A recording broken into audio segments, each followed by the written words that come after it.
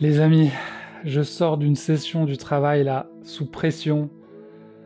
J'ai besoin d'être avec vous pour me détendre, respirer un bon coup. Ça fait du bien. Bienvenue dans ce nouveau Café des Jeux les amis. On va parler des jeux auxquels j'ai joué ce mois-ci et vous voyez qu'on a encore une nouvelle disposition.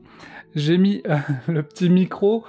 Je vais faire un Café des Jeux face cam, n'hésitez pas à dire ce que vous en pensez. Je suis pas encore super à l'aise avec tout ça, surtout que j'ai changé un peu la disposition, le matériel et tout, donc j'espère que tout va bien se passer. Le micro, la batterie, tout ça, j'espère que ça va aller. On va essayer de faire ça d'une traite, il y a pas mal de jeux, des jeux joués en solo, en duo, sur Board Game Arena, en multijoueur. Vous aurez à chaque fois ma note à moi, je crois que c'est celle-là, la note de Wawa, la note de Board Game Geek, le site de référence des jeux de société, donc ça c'est la moyenne des joueurs, comme ça vous avez les deux.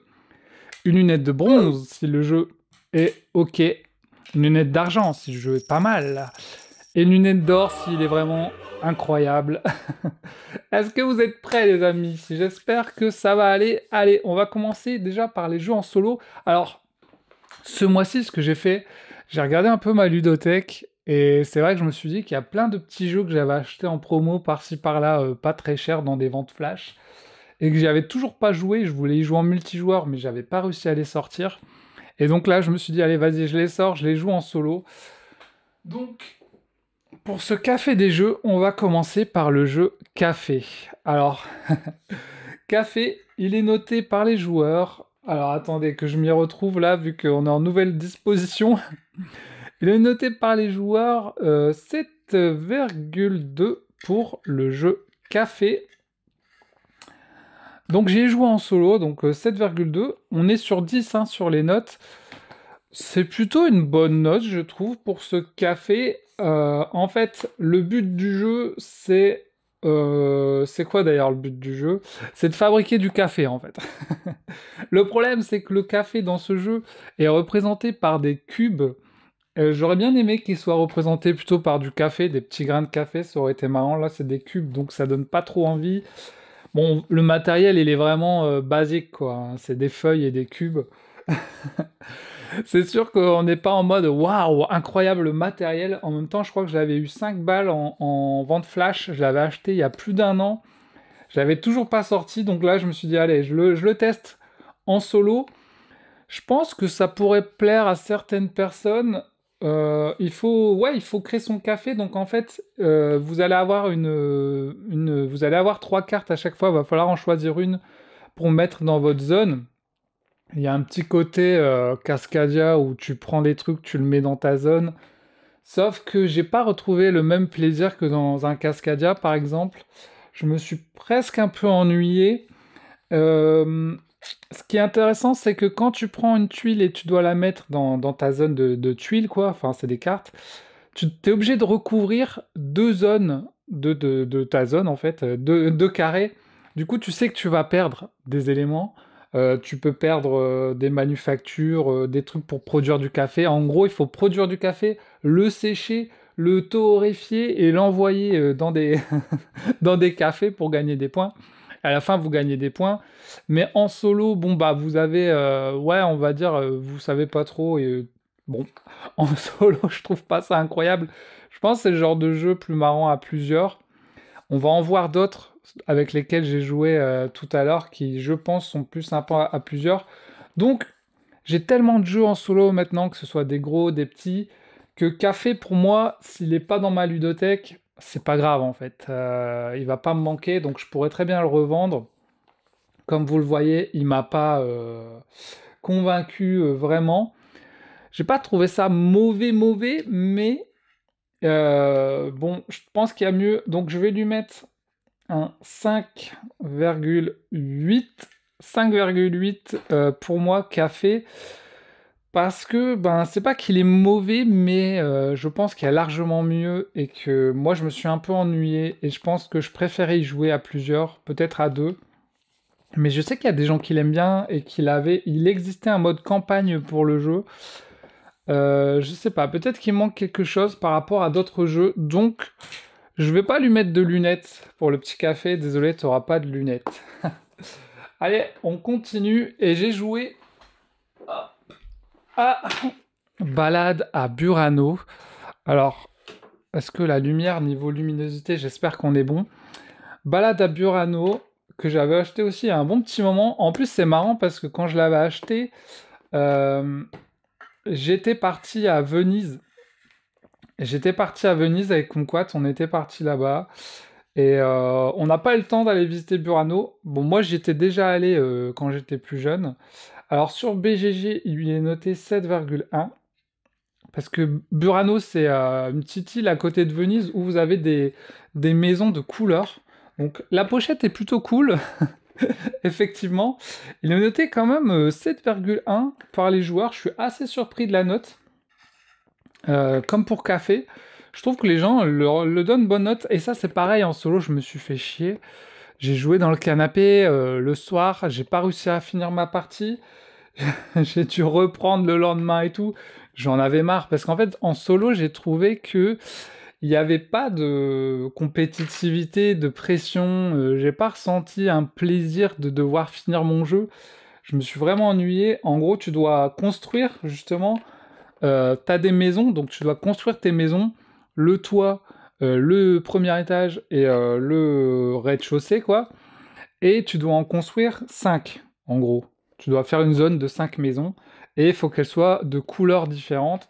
Alors bien sûr, tu as un petit bonus, si tu utilises le bonus, tu as le droit de changer les couleurs. Et une fois que tu as construit tes maisons, tu vas prendre des petits bonhommes, donc des touristes ou un fleuriste. Par exemple, si je prends un fleuriste, il va te dire, pour toutes les fleurs qu'il y a sur votre maison, vous allez gagner autant de points, quoi. Donc en gros, c'est ça, c'est un jeu du genre où tu vas construire tes maisons et les bonhommes une fois que tu auras construit ta maison de 3 étages, tu vas prendre un bonhomme qui va dire voilà, tu vas gagner autant de points. Donc, je trouve qu'il y a des jeux qui marchent mieux que ça. Et si on reprend l'exemple de Cascadia, par exemple, quand tu fais ta zone à Cascadia, tu vois déjà les points des animaux, tu sais déjà les animaux, les conditions des cartes, donc tu sais ce qu'il faut faire pour gagner des points. Alors que là, pendant que tu construis ta maison, tu sais pas trop. Et c'est quand tu vas prendre le bonhomme que tu vas savoir ce qu'il faut scorer. Donc tu vas plus prendre le bonhomme en fonction de ce que tu as déjà mis, plutôt que de te dire à l'avance, ah ouais, je vais prendre ce bonhomme. Et puis, ben, en fait, comme pour Café, tu as une zone avec des cartes qui défilent. Donc en solo, ça défile. Si tu joues en multijoueur, ben, quelqu'un va peut-être prendre une carte dont tu as besoin. Donc je pense que c'est plus rigolo en multijoueur parce que c'est le genre de jeu justement où tu vas prendre une carte qui intéresse peut-être quelqu'un d'autre et du coup bah, ça peut l'embêter. Ce qui est intéressant c'est que c'est un petit jeu qui prend pas de place. Donc par exemple moi un jeu comme Cascadia c'est énorme donc en vacances je peux pas le prendre. Là je pourrais très bien le prendre. Après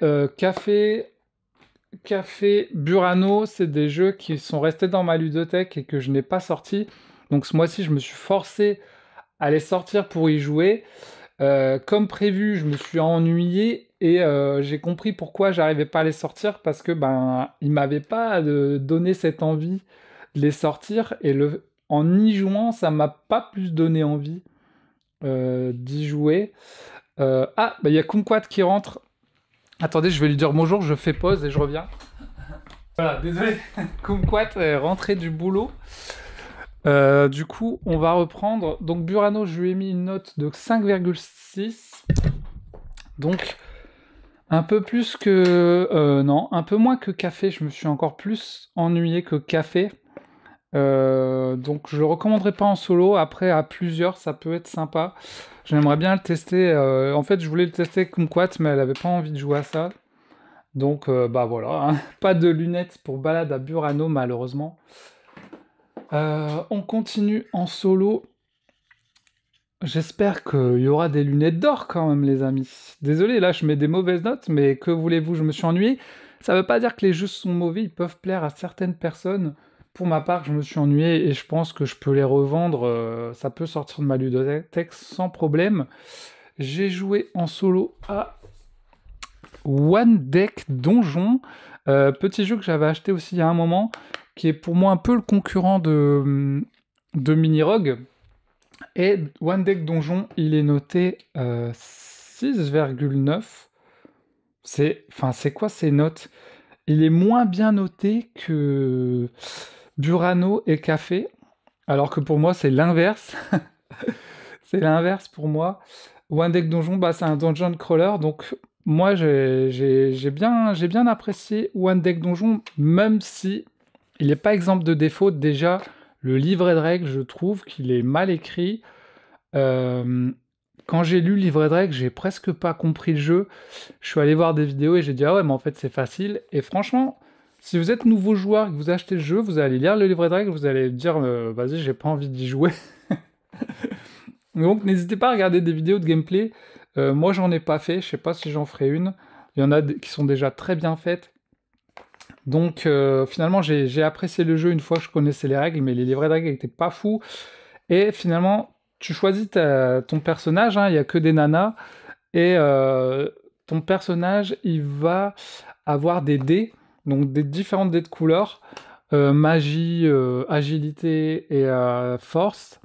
Et tu dois combattre des ennemis dans un donjon, ils vont apparaître et tu dois monter des étages, etc. Et en fait, tu dois placer tes dés, tu lances tes dés, tu les places. C'est pas que ça le jeu, puisque forcément vous allez débloquer des équipements, tuant des monstres, etc. pour pouvoir modifier vos dés. Vos personnages ont aussi des capacités selon les personnages pour changer vos dés ou avoir des petits bonus. Donc il y a tout cet aspect-là où vous affrontez différents monstres, un boss à la fin et vous améliorez vos dés. Mais au bout d'un moment, j'ai trouvé que ça devenait un peu redondant quand même. Au début, je trouvais ça cool et tout, ouais, machin, des fois ça passe tout juste.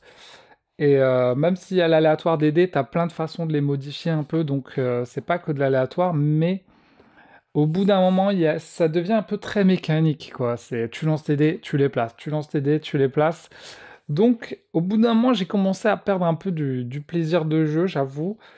Donc, il est bien en petit jeu solo. Peut-être que je préfère Mini Rock, je pense. Peut-être que je préfère Mini Rock. Je vais lui mettre une note de 7,3. J'augmente sa note parce que je trouve que 6,9 c'est dommage qu'il ait même pas à 7. Donc j'augmente sa note. Je vais lui mettre une lunette. Ce ne sera pas une lunette d'or parce que c'est pas pour moi le jeu incroyable. Est-ce que c'est bronze ou argent? Hum, hum, hum, hum, hum. Allez, ce sera lunettes de bronze. J'ai bien aimé One Deck Donjon, je l'aime bien, mais livret de règles dégueulasse et mécanique qui peut être un peu redondante. Maintenant, j'ai quand même trouvé le jeu cool. En plus, c'est édité par Nuts, ceux qui font Subterra 2. Donc bravo les gars quand même. Ah, et bah, et c'est aussi ceux qui ont fait Mini Rogue, je crois, Nuts. Donc voilà, je préfère Mini Rogue, je pense, quand même. Même s'il est peut-être un peu plus complexe, Mini Rogue, à jouer. Voilà pour One Deck Donjon. On continue. Hop. Et le prochain jeu joué en solo, c'est Marie on Mars. Voilà, Marie on Mars. Pareil, je l'avais acheté en vente flash, genre 5 euros. Et Marie on Mars, il est noté. Oh, il est noté 7,8 par les joueurs. Waouh! Il est bien noté hein, par les joueurs. Sur Board Game Geek, 7,8. Plutôt une bonne note.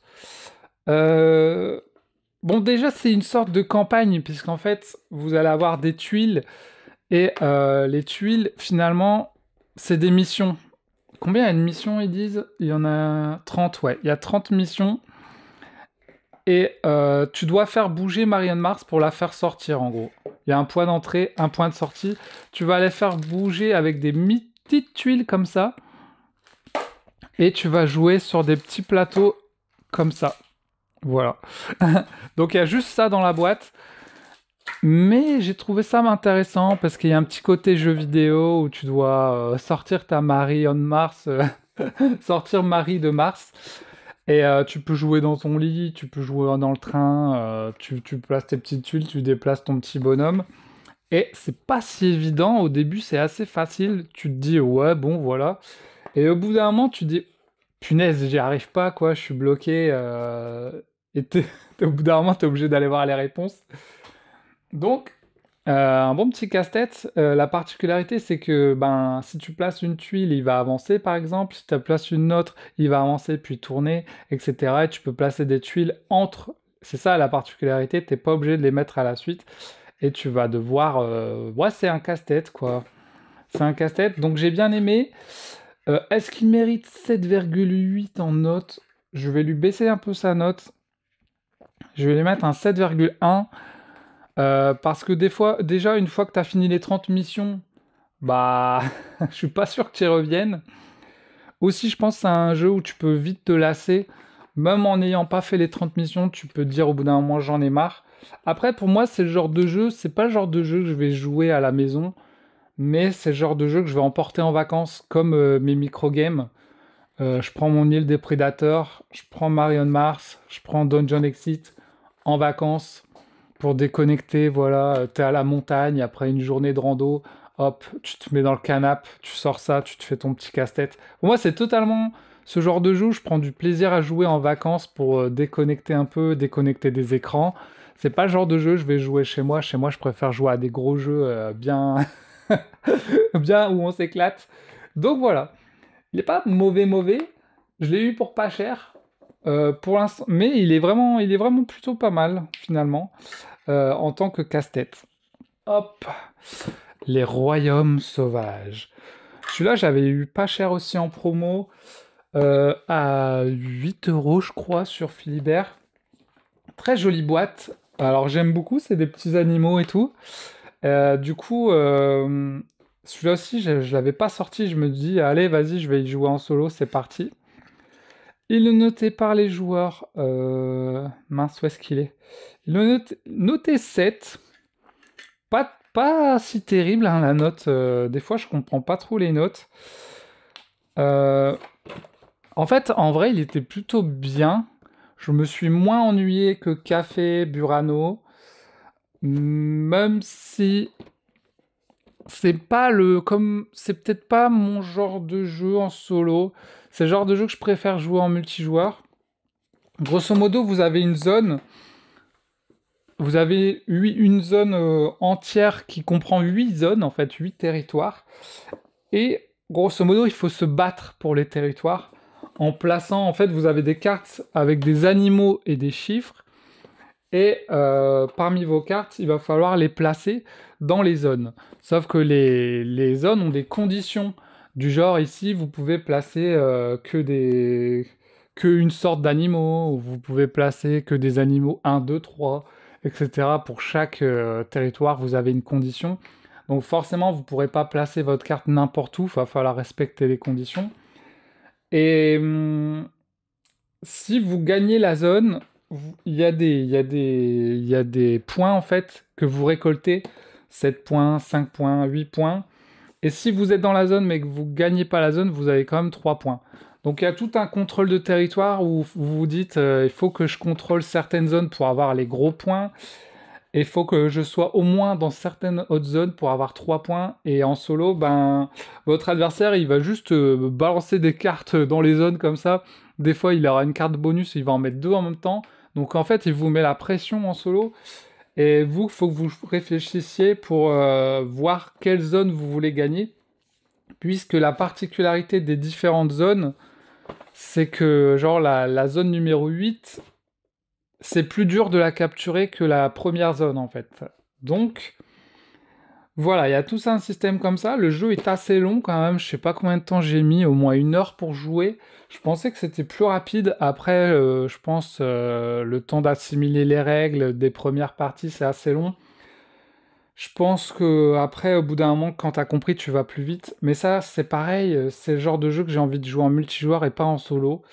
Donc, je vais lui mettre ma note. Je vais pas lui baisser sa note parce que je pense que c'est un jeu plutôt cool. Il est pas mauvais. Pour moi, c'est pas un jeu que j'ai envie de jouer en solo. C'est un jeu que j'ai envie de jouer à plusieurs, peut-être à trois. J'ai pas pu le tester à trois. Je sais pas s'il y a des gens qui voudront jouer avec moi. Mais donc je lui laisse sa note finalement. 7, je trouve que c'est pas mal parce que en dessous, ce serait dommage parce qu'il est pas mauvais. Au-dessus, pour un joueur solo, il faut que vous aimiez ce style-là. Et je vais pas dire que je me suis ennuyé, mais je suis content de l'avoir essayé, mais je pense pas y retourner, voilà. Je pense pas retourner dessus, en tout cas pas en solo. Par contre, j'ai envie de retourner dessus avec des gens. Donc c'est ça le problème, ce genre de jeu contrôle de territoire, t'as envie d'y jouer avec d'autres gens, parce que bah il y a du contrôle de territoire, donc avec d'autres gens c'est ah ouais ah t'as pris cette zone là et tout, ah enfoiré et tout. Alors qu'en solo bah tu vois l'autre qui gagne et puis tu t'essaies de le battre et puis c'est tout. Donc il y a moins ce côté bataille quoi si tu joues en multijoueur. Après j'aime beaucoup les cartes, c'est des petits animaux, les illustrations sont plutôt belles, illustrées par Cathy Grierson. J'aime beaucoup les cartes, en plus il y a des pandarous et des tigres et tout, donc les illustrations sont plutôt cool et on le voit souvent en promo à 8 balles. Donc voilà. Je suis content d'avoir joué à mes jeux, c'était un peu mes jeux de ma pile de la honte finalement. Les jeux que j'avais pas sortis, donc je suis content d'avoir joué à tous ces jeux-là. Maintenant je sais comment ça se joue et je sais ce que ça donne. Alors, qu'est-ce qu'on a joué d'autre en solo ce mois-ci? Désolé, le café des jeux va être un peu long, on a pas mal de jeux. On a joué sur la chaîne d'ailleurs, en live pour les 2 ans de la chaîne, à Subterra 2. L'attaque des crabes, c'est une extension pour le jeu Subterra 2 où vous avez des crabes. Vous avez 5 crabes dans la boîte. D'ailleurs, les dessins de la boîte là sont dégueulasses, alors qu'en vrai les crabes sont un peu mieux. Je sais pas si je peux vous les montrer. J'ai cru que mon micro allait tomber. Voilà. Vous avez des crabes comme ça, ils sont pas peints. Moi, je les ai peints très rapidement à la speed paint. Ils sont énormes pour... D'ailleurs, ils rentrent que sur une tuile. Et le problème, le gros problème d'ailleurs, que j'ai eu avec cette extension, qui est notée d'ailleurs... Attends, je vous mets la note. Elle est notée 7,6. Alors, ce café des jeux, c'est n'importe quoi. Désolé, c'est mon premier face cam comme ça. Désolé, j'espère que vous n'avez pas quitté la vidéo. Il est noté 7,6 par les joueurs. Et d'ailleurs, j'ai oublié pour les Royaumes Sauvages. Allez, je vais lui mettre une lunette de bronze pour les Royaumes Sauvages. Ou je crois que je vais recommencer. Non? Bon, allez, vas-y, j'enchaîne, c'est pas grave. Pas le time. Pas le time de recommencer. Faut pas que j'oublie les lunettes. Subterra 2, attaque des crabes. En fait, dedans, il y a les figurines et il n'y a pas les règles. Ils t'ont sorti une extension, il n'y a pas les règles dedans. En fait, je pense que c'est parce que Subterra 2, ça a été un Kickstarter, et que ça faisait partie du Kickstarter en bonus.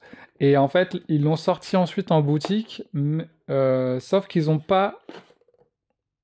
Ils ont quand même traduit en français là, mais ils n'ont pas mis les règles dedans. Alors moi, quand j'ai fait ma partie en solo sur la chaîne, je vais sur le site de Nuts. On est sur Nuts aussi, l'éditeur. Je vais sur le site de Nuts, je vois une page de règles, je la prends, je la mets sur mon téléphone. C'est parti, je fais ma partie avec ma règle. Je filme ma partie et tout. Et à la fin, il y a quelqu'un qui me dit Wawa, il y avait 2 livres de pages de règles, hein, je crois que tu t'es trompé et tout. Je fais quoi? Je vais voir sur le site, effectivement, ils avaient mis une page pour montrer, mais en fait, il fallait télécharger le PDF et il y avait 2 pages de règles. Donc bien sûr, j'ai raté la 2e page de règles qui disait que les crabes avaient 2 points de vie et que une fois que tu les tuais, ils se retournaient, ils étaient pas morts. Et s'ils s'activaient, ils ressuscitaient en gros. Et par contre, si tu leur donnais un 2e dégât, ils mouraient. Et en plus, ils faisaient 2 points de dégâts quand ils t'attaquaient. J'avais pas eu cette information sur la 2e page des règles. Du coup, j'ai foiré mon live. Et du coup, je suis déçu par cette attaque des crabes. Je vais lui baisser sa note parce que... En plus, je crois qu'il coûtait 17 balles, un truc comme ça. Il n'y a même pas les règles dedans, putain. Faire des jeux sans les règles, t'es obligé d'aller sur le site, les imprimer. Bien sûr, mon imprimante a rendu l'âme, je pouvais pas les imprimer. Je lui mets 7, je lui baisse sa note. En vrai, les crabes sont plutôt rigolos, puisque normalement, ils ont 2 points de vie, ils font 2 dégâts, donc ils sont très forts. En plus, ils craignent pas la lave, donc si vous jouez dans le mode classique avec la lave, ils sont pas détruits dans la lave. Et en plus, ils gagnent des activations supplémentaires parce qu'il peut y avoir qu'un crabe par tuile. Donc si vous faites apparaître un crabe là où il y a déjà un crabe, à la place, il va s'activer. Donc ça change un peu des gardes. Ça donne des monstres supplémentaires à Subterra 2, et comme c'est un de mes jeux préférés, je suis content de l'avoir. Maintenant, voilà, la boîte prend quand même de la place. À force d'avoir toutes les extensions, ça me prend plein de place. J'aimerais bien avoir une boîte pour tout mettre dedans. Et il n'y a pas les règles dedans, donc c'est pour ça que je lui baisse sa note. Je lui mets que un 7, et je vais lui mettre une lunette à... Franchement, je lui mets une lunette de bronze parce que pour moi, il perd des points parce qu'il n'y a pas les règles dans la boîte, quoi. Pour moi, c'est vraiment... Enfin, t'as pas les règles, quoi. C'est abusé. C'est abusé. Surtout qu'il y a des règles spécifiques pour ces crabes, donc t'es obligé d'aller chercher. Il y a des gens qui vont pas aller chercher, hein. Ils vont se dire, ok, j'ai juste des figurines qui remplacent les soldats. Non, non, en fait, il y a des vraies règles pour ce jeu. Voilà. Ok, bon. Dommage. Mais sinon, c'est cool d'avoir des monstres en plus. Voilà, ensuite, en solo... Ah! Un autre jeu que j'ai joué en solo que je ne possède pas, donc je vais vous mettre une petite image. J'ai pu jouer à Frosthaven. J'ai pu jouer à Frosthaven, qui est noté 8,8 par les joueurs, puisque Gloomhaven, Mâchoire du Lion, Gloomhaven, Frosthaven, c'est des jeux qui cartonnent, où beaucoup de gens aiment bien ce jeu, parce que c'est un dungeon crawler, et en fait c'est très tactique. C'est des puzzles en fait à résoudre, puisque sur vos cartes vous avez des doubles cartes. Il va falloir jouer vos cartes et vos cartes s'épuisent. Si vous avez plus de cartes à la fin, ben, vous avez perdu. Les monstres sont très forts, c'est très difficile. Il faut vraiment jouer vos cartes pour que vos persos ne meurent pas. En plus, vous avez aussi des conditions, comme dans les autres Gloomhaven, pendant les parties, qu'il faut respecter pour pouvoir gagner des points, pour faire évoluer vos personnages.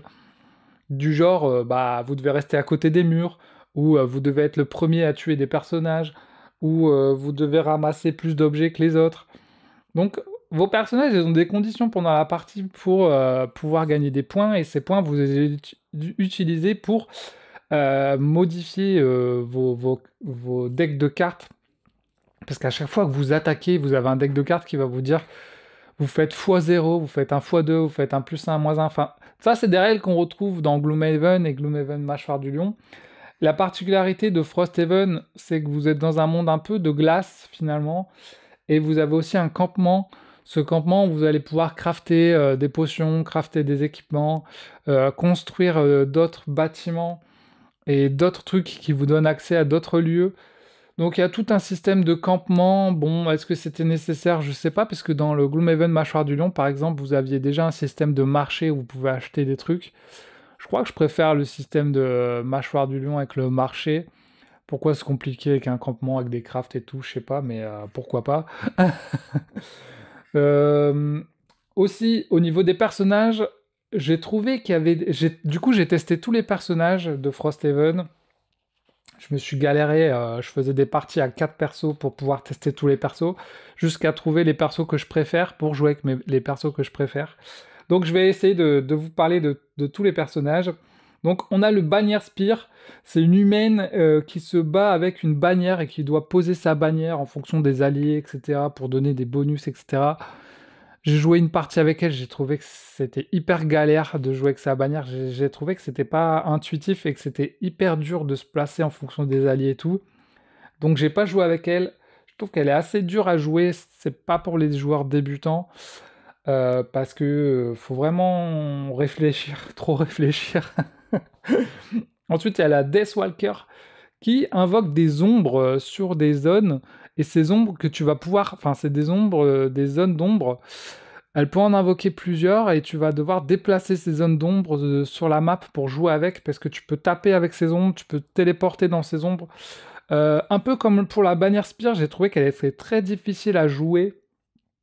À mon avis, c'est un personnage qui est marrant à jouer une fois que tu la connais bien, une fois que tu la maîtrises. Je pense qu'elle peut être super cool à jouer. Mais pour un débutant, c'est pareil, j'ai trouvé qu'elle était hyper dure à jouer, et moi je me suis dit, vas-y, j'y arrive pas à la jouer. Si tu places mal ces ombres, après que tu n'arrives pas à les redéplacer, etc., tu es obligé de supprimer des cartes, parce qu'il y a beaucoup de cartes que quand tu l'utilises, tu les bannis de ton deck, du coup tu as moins d'options. J'ai trouvé qu'elle est très difficile à jouer, donc je la conseillerais pour des joueurs bien confirmés, pareil.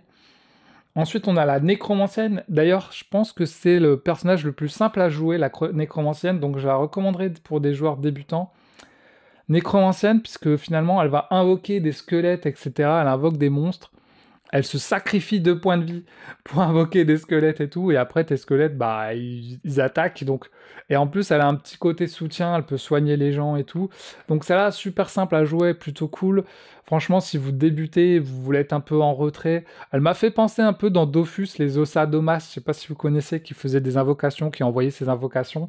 Il y avait un petit côté comme ça.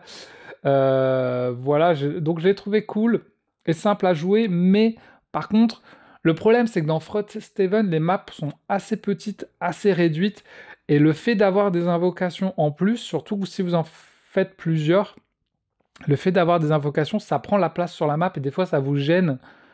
Du coup, des fois c'est chiant. Et en plus, si vous faites des invocations, vous utilisez une carte de votre deck que vous n'avez plus ensuite pour jouer. Donc faut pas faire trop d'invocations non plus, mais ça peut aussi vous protéger des ennemis et attaquer les ennemis, donc c'est plutôt cool. Ensuite, on a le Geminate.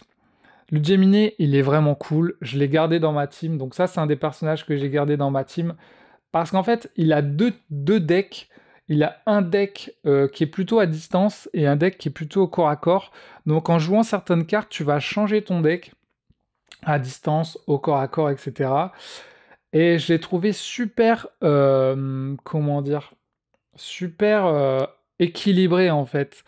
Parce que il a des attaques, ouais, à distance, au corps à corps, et même ses attaques au corps à corps, elles font un peu de distance. Il a aussi du soutien, il peut soigner. Franchement, j'ai trouvé que c'était un très bon personnage, en plus pas si dur à jouer et super équilibré. Donc top personnage, je l'ai mis dans mon équipe directe parce que en jouant, j'ai trouvé qu'il était vraiment cool. Comme personnage, et il a aussi des trucs pour altérer l'état des ennemis, etc. Donc j'ai trouvé que c'était un très bon personnage, ce Gemini, et assez fort finalement, parce que ses dégâts peuvent faire, il peut faire des trucs en zone, des dégâts de zone tout autour de lui, là, bram. C'est vraiment cool ce perso. Ensuite, il y a le Vagabond Inox Drifter. Il peut s'améliorer, se renforcer en bannissant certaines de ses cartes, du genre, ouais, tu renforces ton attaque ou tu renforces ton déplacement. C'est assez particulier comme manière de jouer aussi. Vu que je jouais plusieurs personnages, il m'a un peu dérangé. Je pense que c'est vraiment si vous jouez qu'un seul personnage. Ce genre de personnage et la Deathwalker, je crois que c'est des personnages qu'il faut jouer que si vous jouez que ce personnage. Parce que c'est des personnages qui sont durs à maîtriser. Et une fois que tu les maîtrises, tu deviens fort, quoi. Parce qu'il faut gérer ton deck, les cartes que tu bannis pour avoir tes bonus, tes machins, tes trucs. Donc comme moi je jouais plusieurs personnages, je voulais des personnages assez simples à jouer et qui étaient équilibrés les uns avec les autres. Donc je l'ai pas pris, je l'ai juste testé. Il avait l'air plutôt cool, mais comme il demandait une certaine maîtrise, je l'ai pas pris. Ensuite on avait la lame éclair Blink Blade. Ce personnage que j'ai gardé aussi avec le Géminé, c'est un petit assassin qui peut courir vite, qui peut faire des attaques, de la course, des attaques. Et en fait, ce qui est trop marrant, c'est que en fait, dans Gloomhaven, vos cartes, elles sont doubles. Vous avez le haut et le bas. Si vous prenez le haut, qui est souvent des attaques, vous allez prendre le bas de votre deuxième carte, en fait. Mais là, le Blink Blade, en plus de ses cartes haut-bas, il a des cartes gauche-droite. Donc en gros, sur une carte, vous avez 4 trucs différents en fait. Ça peut être des attaques, des déplacements, des trucs qui combinent les deux. Et en fonction de l'initiative que vous jouez, bah ces cartes sont... Vous prenez le gauche de la carte ou le droite. J'ai trouvé ça hyper cool parce que ben il est super équilibré en fait. Vous pouvez faire en fonction des situations. Si vous voyez que vous devez jouer plutôt en dernier, vous prenez l'initiative, la grosse initiative, vous jouez avec une partie de ces cartes. Si vous avez besoin d'une initiative rapide, vous prenez avec l'autre. En plus, il fait pas mal de dégâts. Donc je l'ai pris dans mon équipe, je l'ai gardé dans mon équipe, il est plutôt cool, c'est un petit assassin, il peut courir vite et tout. En plus, dans Gloomhaven, dans Frosthaven, on va en parler après, là je vous parle des persos, mais les missions sont super cool parce que vous avez des missions différentes. Bon, je vous en parle maintenant, sinon je vais oublier. Mais en fait, vous n'avez pas que juste des missions de il faut tuer des monstres. Des fois, c'est des missions où il faut s'échapper.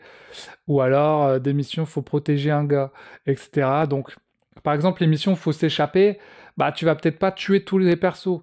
Et des fois, tu as des missions où tu dois courir vite, tu dois sauter au-dessus des obstacles, parce que tu as des obstacles avec des morceaux de glace qui te font du dégât si tu restes à côté.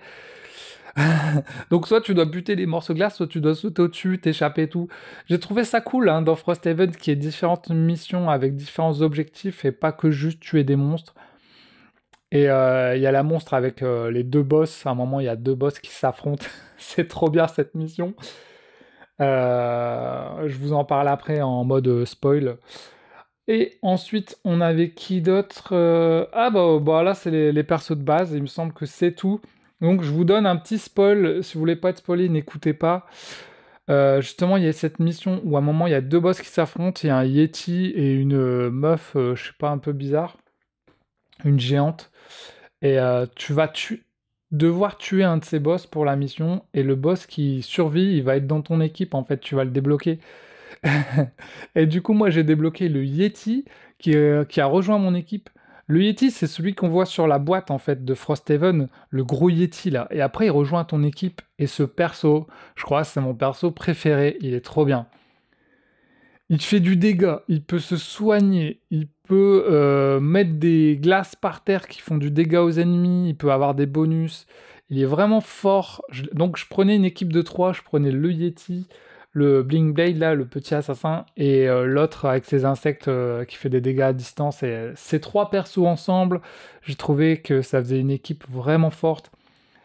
Voilà pour Frosthaven, c'était trop cool, j'ai joué au moins 14 heures je pense à ce jeu. Mais par contre les parties sont fatigantes, elles sont longues. Et c'est fatigant franchement Frosthaven. Et le pire c'est que j'ai Gloomhaven Mâchoire du Lion, que je suis loin d'avoir fini, que j'ai envie de ressortir du coup. Donc voilà, je sais pas quoi lui mettre comme note. Parce que le jeu est cool, mais il est trop lourd, trop gros, trop too much. Et il y a des persos qui sont hyper durs à jouer. Donc en solo, moi je prenais une équipe de 3 après avoir joué tous les persos. Je prenais une équipe de 3. Et voilà, j'ai pris du bon temps sur Frosthaven.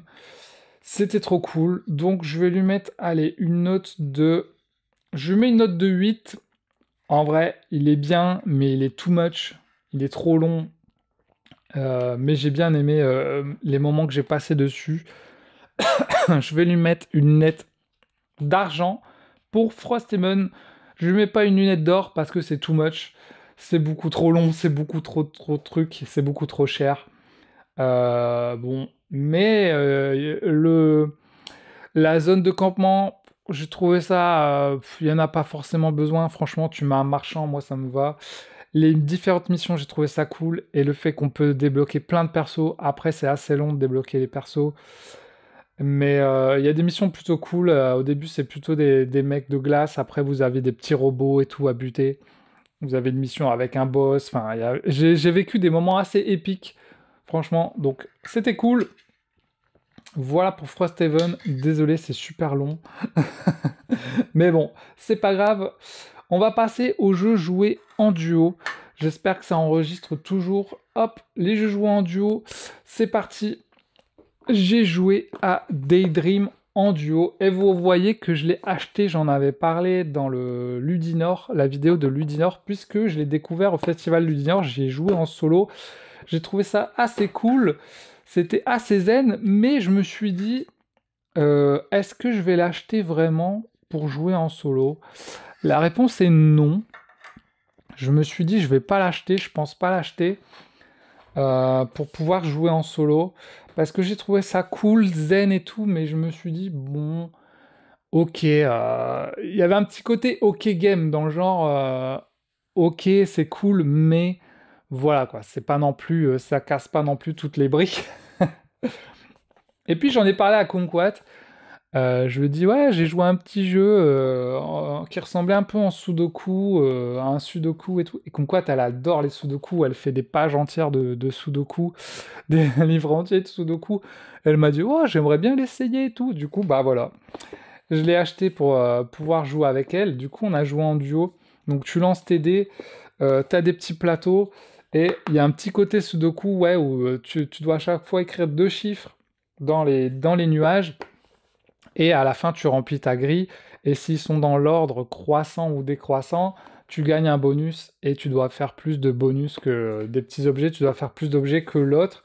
Donc on n'aime pas s'affronter avec Kumquat et dire ouais moi j'ai gagné, donc c'est plus encore un jeu comme le genre de jeu qu'on aime bien, comme Cascadia ou Calico, où en fait tu fais ton truc à toi, et après tu peux comparer, mais comme Kumquat aime pas les jeux d'affrontement, il faut pas qu'on joue en mode affrontement, mais il faut vraiment qu'on joue en mode solo, en fait, comme les joueurs solo.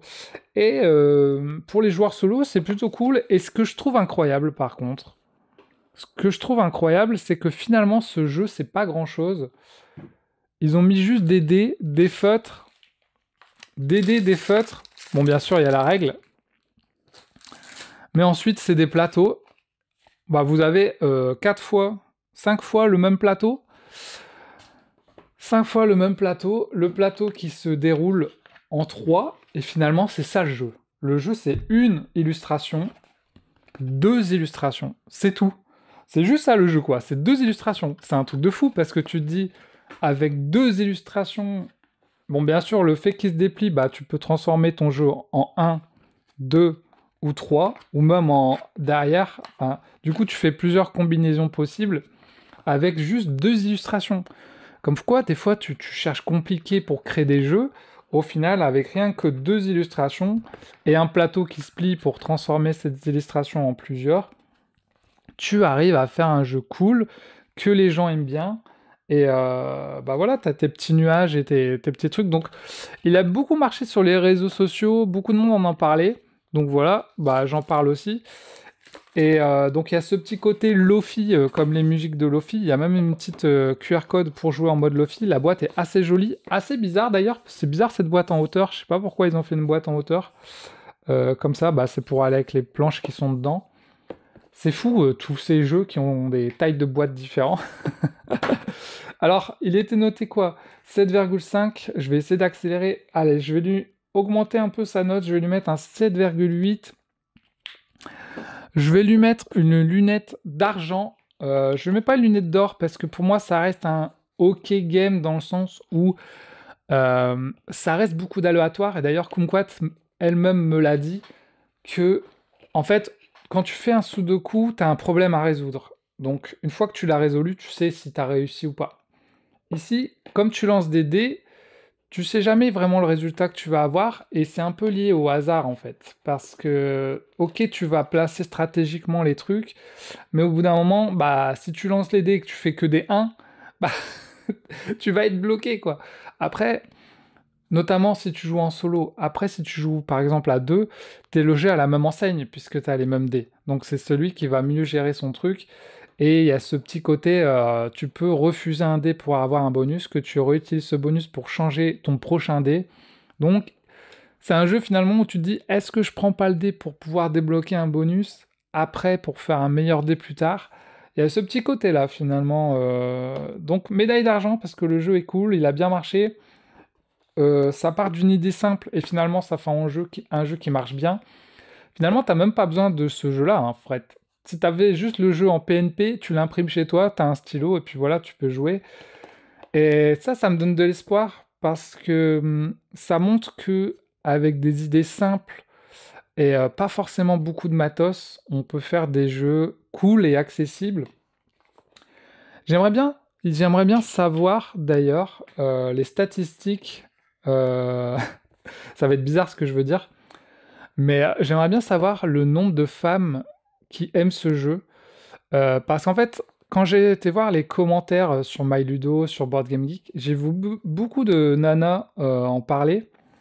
Et je sais que par exemple dans les jeux vidéo, il y a des jeux comme les Sims par exemple qui attirent beaucoup un public féminin, et des jeux comme Call of Duty, ça va être plutôt un public masculin, même si bien sûr il y a toujours des exceptions. Mais en termes de pourcentage, tu sais que sur un Call of Duty, il y aura beaucoup plus de mecs, et que sur un les Sims, il y aura beaucoup plus de femmes.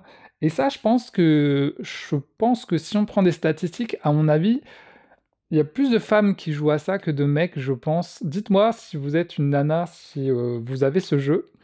Et dites-moi si vous êtes un mec, si vous avez ce jeu. J'aimerais bien voir ce genre de statistiques.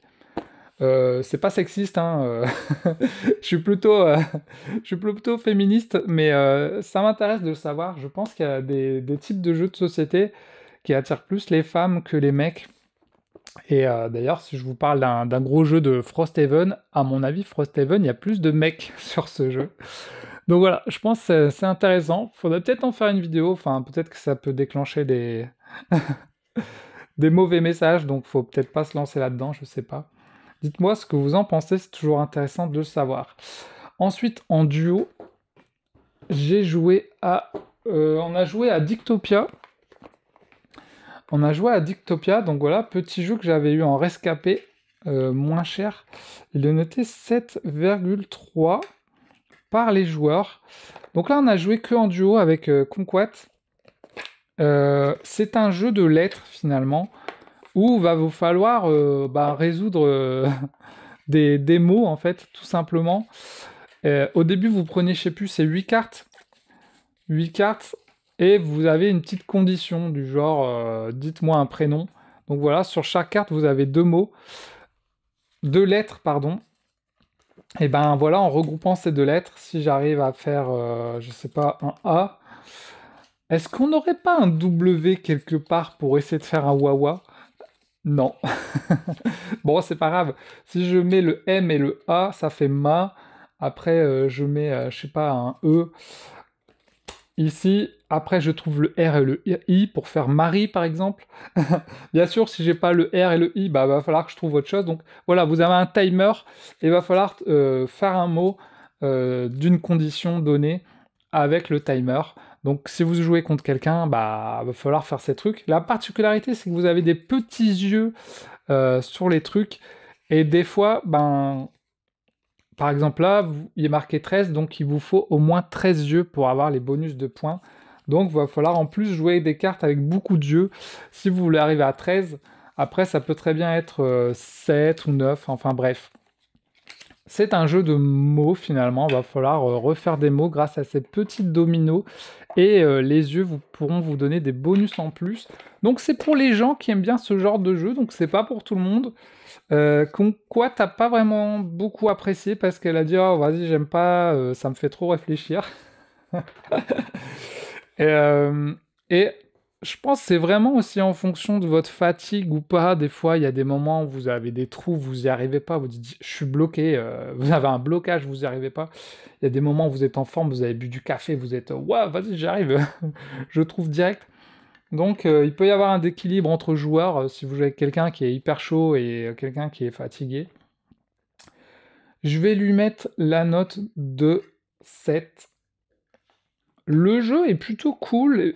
Si vous aimez ce genre de jeu, il n'est pas mauvais. Mais si vous le présentez à des gens qui n'aiment pas ce genre de jeu, bah il marchera pas. Mais je le trouve assez intelligent finalement et rapide à jouer. Bah tu donnes les cartes, tu mets le timer. Donc il y a même une petite application qui peut vous faire le timer. Vous le téléchargez, vous l'utilisez avec le QR code, c'est un petit site, il vous met une petite musique, vous avez un timer. Et vous pouvez même mettre deux conditions après, genre c'est un prénom, mais je sais pas, féminin, ou par exemple. Euh, voilà, vous avez différentes conditions. Donc, bonne petite pioche, je suis content de l'avoir.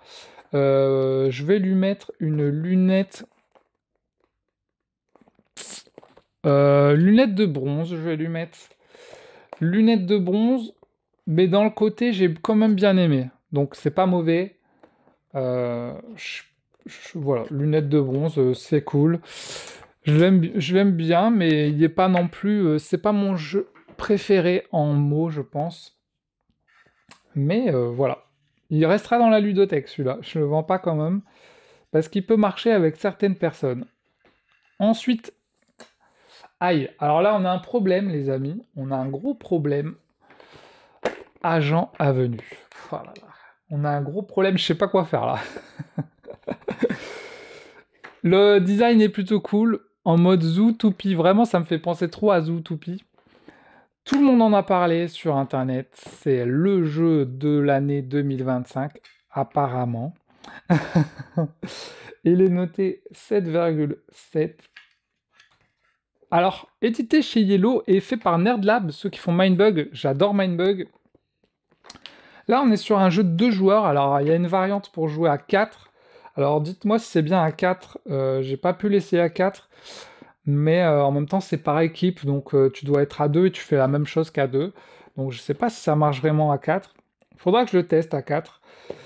Et puis, vous avez juste un plateau et vous faites la course. Et pour cela, ben, vous jouez des cartes. Vous jouez 2 cartes, une face cachée, une face retournée. Et votre adversaire doit choisir une des cartes, une des 2 cartes. Voilà, c'est ça le jeu. Et en prenant la carte, bah, ça va lui dire soit tu avances, soit tu recules. La particularité, c'est qu'il y a une carte qui peut vous faire gagner si vous l'avez en 3 fois, et vous en avez une autre qui peut vous faire perdre si vous l'avez en 3 fois. Alors je suis embêté parce que j'ai acheté ce jeu en me disant que j'allais y jouer avec Kumquat et qu'elle allait bien aimer. Donc, on se met dehors, tranquille, on boit un petit coup, on commence à jouer et tout. Et Kumquat, elle me dit j'aime pas. Ok. Et il y a un deuxième mode. Donc il y a un mode simple, tu joues juste avec les cartes, et il y a un mode un peu plus avancé où tu peux avoir un marché pour acheter de nouvelles cartes où tu as des petits bonus. Elle aime encore moins. Et du coup, je me dis, ma merde, je l'ai acheté pour jouer avec elle, je pensais qu'elle allait bien aimer, elle aime pas. Du coup, comment je fais moi pour noter le jeu si elle a pas aimé? Moi, je trouve ça ok, je trouve ça cool. De là à en avoir fait toute une histoire sur les réseaux sociaux, je trouve que c'est un peu too much. Euh, Pourquoi? La question c'est de se dire pourquoi elle aime pas. En fait, c'est un jeu de bluff où finalement c'est un peu un jeu de bluff où tu vas poser 2 cartes. Donc ton adversaire va en voir une et l'autre elle va pas la voir. Donc généralement tu vas essayer de lui donner une carte où tu te dis ben elle va la prendre et d'ailleurs tu vas mettre encore une meilleure carte. Ou pensant cela, tu vas peut-être mettre une carte de merde en te disant elle pense que c'est une bonne carte donc elle va prendre la carte et en fait c'est une carte de merde. Donc il y a tout un côté un peu mentaliste, psychologique où faut penser comme ton adversaire. Comme nous on a joué en couple, je connais assez bien Kumquat, donc je sais un peu comment elle pense. Donc, sachant cela, je peux jouer contre elle. Et en fait, c'est ça qu'elle aime pas. C'est le fait que tu joues contre l'autre. Donc, ça reste un jeu d'affrontement, même si c'est simple dans les règles.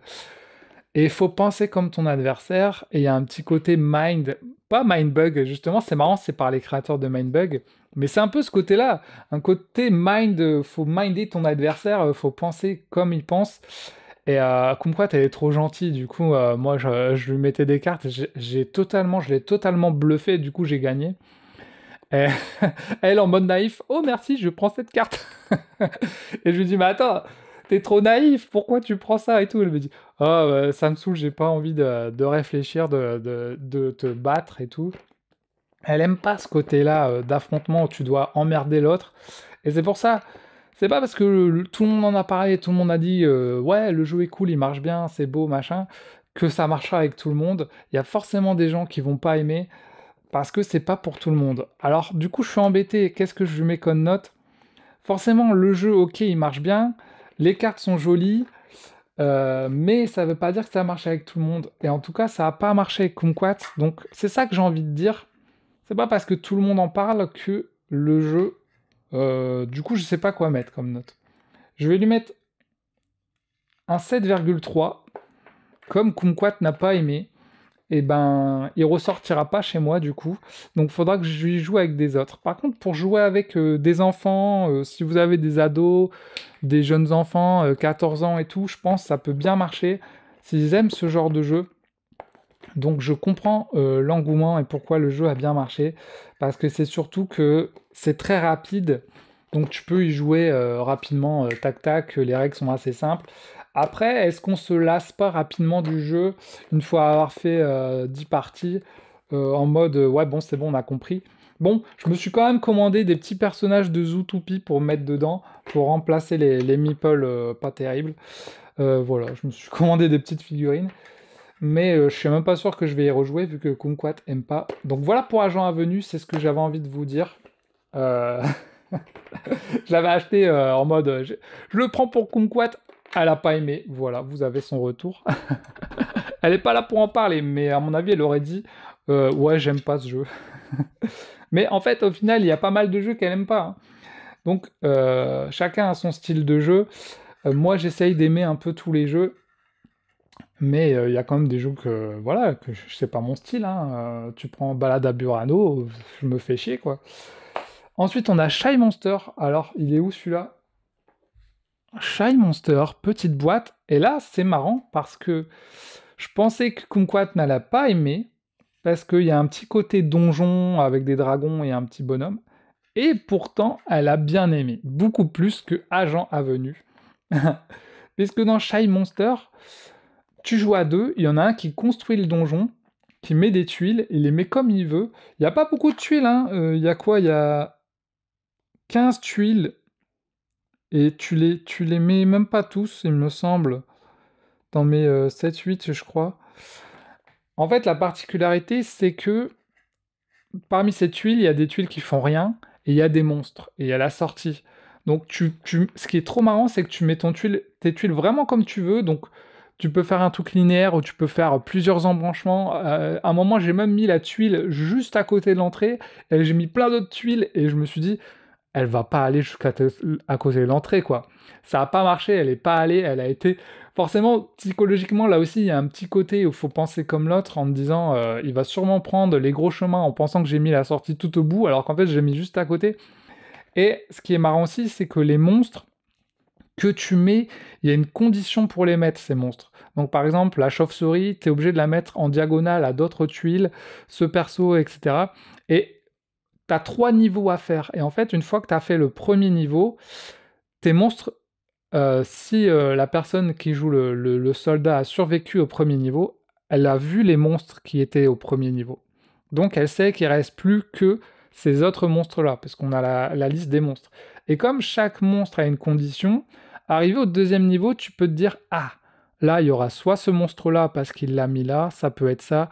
Donc en fait, t'as quand même un côté, c'est pas que du hasard au final, au bout d'un moment, t'as ce côté-là à te dire, ok, vu qu'il reste ça comme monstre et qu'ils ont telle condition pour être placés, si je réfléchis bien, je peux peut-être savoir quel monstre il y a. Et en plus, t'as quand même deux bonus, un bonus pour sauter au-dessus ou un bonus pour attaquer le monstre et pas mourir.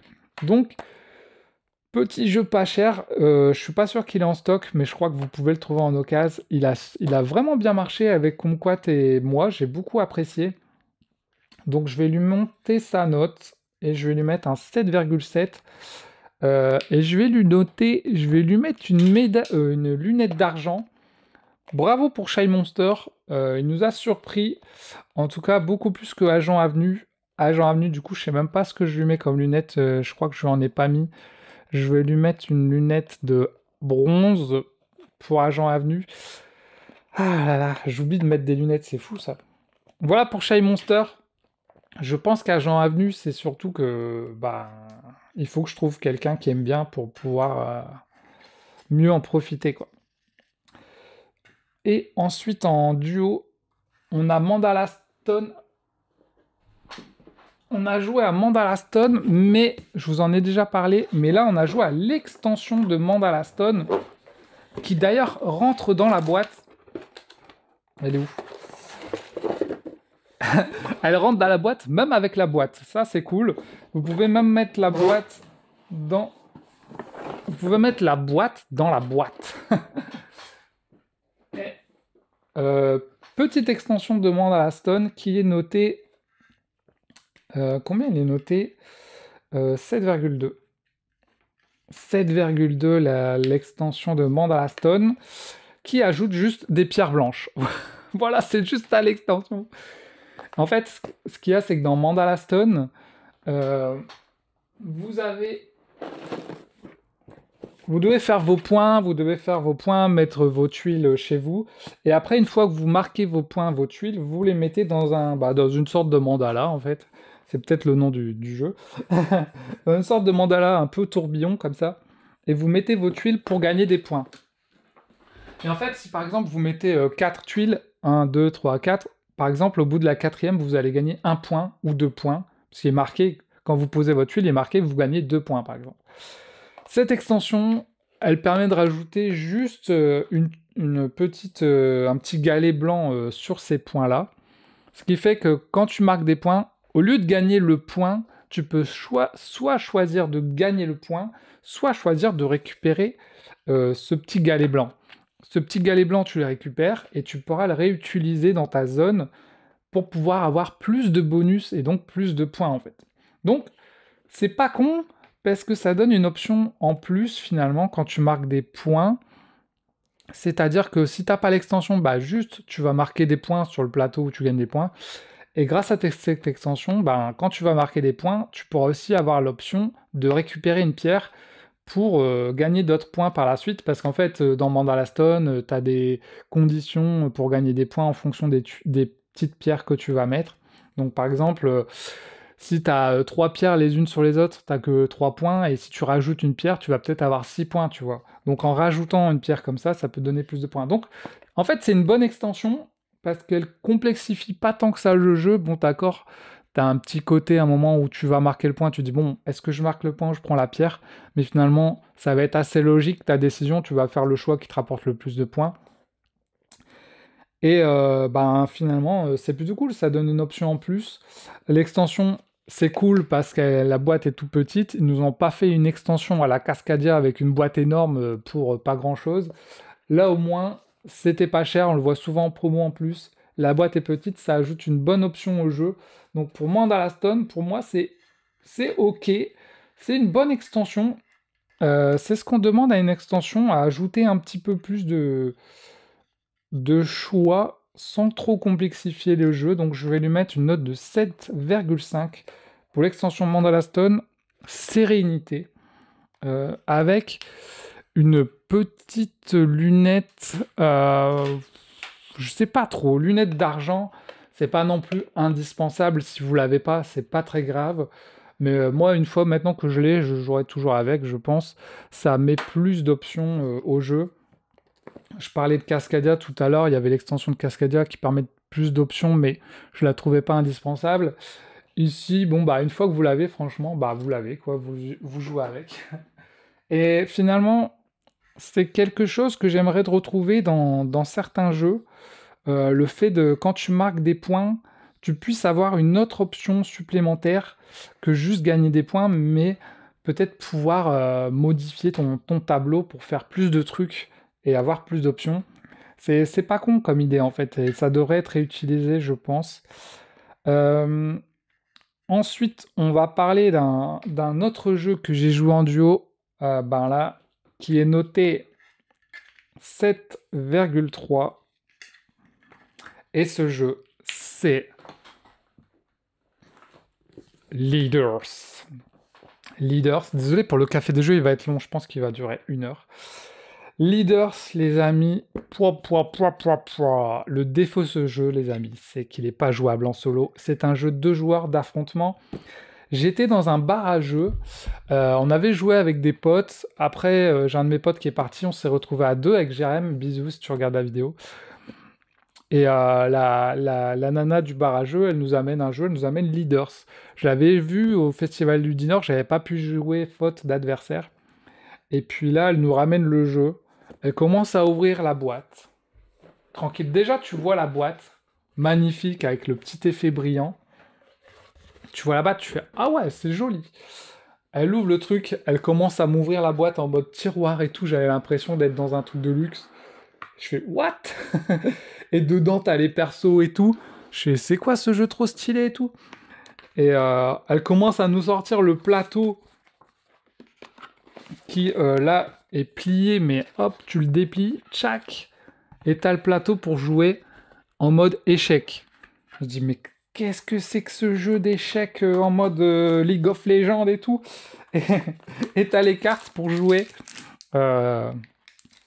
Pour jouer. Alors c'est marrant parce qu'elle nous a fait une blague, on a dit c'est qui commence? Elle a dit c'est le mec qui commence et pas la femme. On a fait quoi? C'est vraiment ça les règles du jeu? On a été voir. Heureusement c'était une blague. Enfin je pense. Et du coup c'est un jeu d'échecs revisité. Alors il y avait déjà eu un jeu comme ça, un peu échecs revisité avec des pouvoirs. Bien sûr j'ai oublié le nom, ça va peut-être me revenir. Vous le savez en tout cas. Et vous avez des personnages, et franchement, on a joué à ce jeu à 2. Et pour gagner, c'est simple, soit vous devez bloquer le leaders adverse, donc en gros c'est le roi, la reine, non c'est le roi dans les échecs. Dans les échecs, il faut battre le roi. Ici, le roi, grosso modo, c'est un leader, et faut le bloquer, ou alors faut mettre deux de vos personnages juste à côté. Donc c'est ça le jeu, mais chacun des personnages est unique, et vous avez un draft où chacun, votre tour, vous allez prendre des personnages, et en fait, tout dans ce jeu est intelligent, et les illustrations de Nayad sont incroyables aussi. Franchement, quand je l'ai vu, je pensais que c'était les créateurs de League of Legends qui l'avaient sorti, parce qu'ils ont déjà sorti certains jeux de société, et certains jeux vidéo, et même des jeux comme Legend of Runeterra, etc. Il y a des jeux de société que j'ai aussi. Et ils ont dit qu'ils s'étaient inspirés justement de l'univers de League of Legends parce que vous avez des personnages qui sont assez uniques. D'ailleurs, dommage pour les noms, pour moi c'est mon plus grand regret, c'est les noms des personnages. J'aurais aimé qu'ils aient des noms un peu comme dans Overwatch ou League of Legends. D'ailleurs, je peux vous montrer, j'en ai des figurines. Peut-être que vous connaissez certains personnages de League of Legends, voilà, ou j'ai aussi des personnages d'Overwatch par exemple, mais j'adore ces univers-là. Et du coup, ben, quand j'ai vu ça en mode échec amélioré, quand j'étais jeune, je jouais aux échecs, souvent avec ma mère, donc j'aimais bien les échecs. Mais maintenant, je trouve ça démodé, quoi, les échecs. Je sais qu'il y a encore des gens, beaucoup, qui jouent. Mais du coup, quand tu me dis, ouais, un jeu d'échecs revisité, je me dis, ouais, bof, pourquoi pas. Et en fait, gros coup de cœur pour ce jeu. Donc je vais lui mettre une bonne note. Je trouve qu'il y a tout qui marche dans ce jeu. Ok, au début, ça va être un peu compliqué parce que il faut apprendre les personnages. Donc vos premières parties, vous êtes en mode ah, je connais pas les pouvoirs des personnages, ni les miens, ni ceux de mon adversaire. Donc vous allez peut-être perdre parce que vous savez pas comment encore l'adversaire joue. Mais une fois que vous maîtrisez le jeu, vous connaissez les personnages, pour moi c'est le genre, j'ai envie de le comparer à Mindbug, même si c'est pas la même façon de jouer. Mindbug c'est un jeu de cartes, un jeu d'affrontement très frontal, jeu de cartes. Et là, on est sur un jeu d'échecs, entre guillemets, d'affrontement. J'ai envie de le comparer parce que vous êtes sur des parties rapides où on vous donne des personnages avec des pouvoirs. Vous allez faire un affrontement qui va durer une dizaine de minutes. Ça peut aller de 5 minutes à une demi-heure, les parties, en gros. Ça dépend comment vous jouez. Et il y a un côté addictif où quand tu fais une partie, tu as envie de rejouer, tu as envie de t'améliorer. Et il y a un côté, comme dans Mindbug, où une fois que tu connais tous les personnages du jeu, tu vas pouvoir maîtriser le jeu et enchaîner les parties. Alors je remercie Board Game Arena, parce que sur Board Game Arena, tu peux jouer à ça. Du coup, après avoir fait la partie avec mon pote dans un bar à jeux, je suis allé jouer sur Board Game Arena, j'ai fait plein de parties. J'ai affronté des gens, j'ai joué en ranked et tout. Et j'ai fait je sais pas combien de parties. J'ai fait une vidéo sur la chaîne où je vous ai classé les personnages selon leur puissance, parce que les personnages sont pas forcément tous équilibrés. Je trouve qu'il y en a qui sont plus forts que d'autres. Vous avez le garde royal là qui est hyper fort comparé à la Némésis qui est pas terrible, puisque la Némésis elle se déplace que quand le leader adverse se déplace. Donc si le leader adverse se déplace pas, votre Némésis ne sert à rien. Alors que lui, il va pouvoir protéger votre leader, se téléporter, aller attaquer, etc. Il peut faire plein de trucs. Donc les personnages sont pas équilibrés, mais c'est super intelligent puisque tu choisis tes personnages euh, tour par tour avec ton adversaire, et en plus tu commences à jouer en même temps que tu choisis tes personnages. Il y a beaucoup de jeux où tu dois, par exemple, dans League of Legends, tu choisis tes personnages avant de débuter le jeu. T'imagines que dans League of Legends, si tu jouais et pendant que tu jouais, tu choisissais tes personnages, ce serait différent en fait, parce que tu feras aussi en fonction de ton adversaire. Après, par exemple, dans League of Legends, il y a un système justement de bannissement avant les parties, où tu peux bannir les personnages avant de jouer. Et dans Leaders, justement, il y a un mode expert, ils appellent ça, où justement, tu peux choisir parmi tous les personnages et tu peux en bannir pour pas que ton adversaire les joue. Donc là, on retrouve ce côté un peu League of Legends, un peu Hero of the Storm, où tu peux bannir. En tout cas, Voilà, pour moi, ça part en lunettes d'or. J'ai adoré Leaders. Je l'ai acheté du coup, même en sachant que j'y jouerais sûrement pas faute d'adversaire, un peu comme mon Mindbug. Mon Mindbug, j'y joue sur Steam, j'ai plus de 100 heures dessus. Et là, Leaders, j'y joue sur BGA, je commence à avoir pas mal d'heures dessus. Donc, gros coup de cœur pour Leaders, c'était trop bien, même si c'est un jeu de 2 joueurs d'affrontement. En plus, je trouve que le jeu, il est vraiment pas cher, le matos est cool, les illustrations sont cool, le jeu est bien fait, il y a tout qui va, et en plus, il n'y a pas trop de personnages, il y en a juste assez, ce qui fait que s'ils veulent, ils peuvent ajouter des extensions avec des nouveaux personnages, avec des nouveaux modes de jeu, peut-être un mode de jeu d'une zone à capturer, ou je sais pas quoi, mais peuvent clairement faire une extension avec de nouveaux personnages. Après, c'est le genre de jeu qui est assez difficile à équilibrer, même si, comme je vous dis, tous les personnages sont pas équilibrés. On peut très bien voir un personnage Wawa avec des lunettes de soleil et son pouvoir c'est de friser un adversaire et il peut plus bouger pendant un tour, voilà, par exemple. Mais voilà, c'est trop cool. Voilà pour Leaders, en tout cas pour moi c'est validé. Voilà. Je suis direct du coup allé le commander et j'ai eu de la chance parce que Ludum m'en avait remis en stock. Parce qu'à un moment il y a eu une rupture de stock. Donc voilà, bah il y a aussi des ruptures de stock dans les jeux. J'ai aussi joué à Rebuilding Seattle avec Jean-Charles des Incredibles, on a joué chez lui. C'était un jeu assez complexe avec des... Je sais même pas comment expliquer ce genre de jeu parce qu'il faut construire des bâtiments, mais il y avait un petit côté Ark Nova où tu construisais ta ville petit à petit et t'avais des bonus, t'avais plein de trucs. Jean-Charles en parlera beaucoup mieux que moi. C'était rigolo de jouer chez lui avec lui. Le jeu a duré, je crois, bien 2 heures. Donc c'était cool parce que moi c'est pas le genre de jeu que je joue en solo ou chez moi, mais j'aime bien jouer à ce genre de jeu chez les gens parce que ça me fait découvrir des jeux et puis ça me donne un peu d'expérience. Mais je sais que c'est le genre de jeu où j'ai pas encore le niveau, donc à chaque fois que je joue à ça, à Ark Nova, à des jeux comme ça, je perds en fait. Je pense pas avoir encore le niveau de ce genre de jeu parce que j'arrive pas à, je sais pas. Voilà, ensuite les jeux joués en multijoueur. Du coup, c'est des jeux que je possède pas, puisque il y en a un, c'est l'Imposteur, que j'ai joué dans ma famille. C'est un petit jeu un petit jeu d'ambiance où grosso modo, ben, il y a un imposteur. En gros, tout le monde a un mot, sauf une personne qui n'a pas le mot. Et après, les autres doivent donner à chaque fois un mot qui ressemble à l'autre mot, et après un deuxième. Et donc l'imposteur, il sait pas ce que c'est, donc il dit en fonction de ce que les gens disent. Et après, il faut démasquer l'imposteur.